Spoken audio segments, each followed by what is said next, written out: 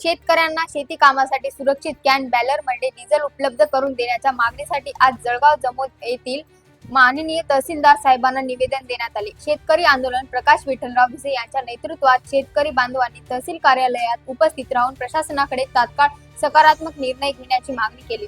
सध्या मान्सूनपूर्व शेती मशागतीचे कामे युद्ध पातळीवर सुरू असताना अनेक पेट्रोल पंप चालकांकडून शेतकऱ्यांना कॅन किंवा बॅलरमध्ये डिझेल देण्यास नकार दिला जात असल्याने शेतकऱ्यांचा वेळ, पैसा आणि इंधनाचा मोठ्या प्रमाणात अपव्यय होत असल्याची बाब निवेदनात नमूद करण्यात आली।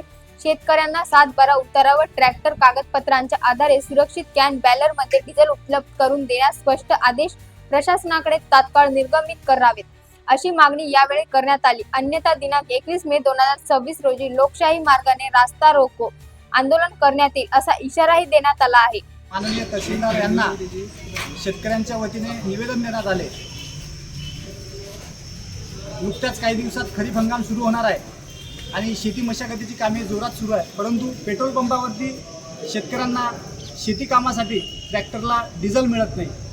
जिल्हा अधिकाऱ्यांच्या सूचना आहेत की कोणालाही कॅनमध्ये डिझेल देऊ नये, परंतु 20-20, 25-25 किलोमीटरवरून ट्रॅक्टर पंपापर्यंत येणं अशक्य आहे। अशातच त्यांचं डिझेल जाते, वेळ जाते, पैसा जाते, अशा गोष्टीचं त्यांचं नुकसान होते, परंतु वेळेत त्यांची कामगिरी होत नाही। म्हणून आमची प्रशासनाला, जिल्हा कलेक्टर यांना विनंती आहे, तहसीलदार यांच्या माध्यमातून, की शेतकऱ्यांना त्यांच्या शेतीच्या कामासाठी ट्रॅक्टरसाठी डिझेल हे कॅनीमध्ये देण्यात यावं आणि त्यांची कामे पूर्णपणे झाली पाहिजे आणि वेळेत पेरणी झाली पाहिजे। कारण की देशाचा शेतकरी जिवंत राहिला तरच हा देश चालेल।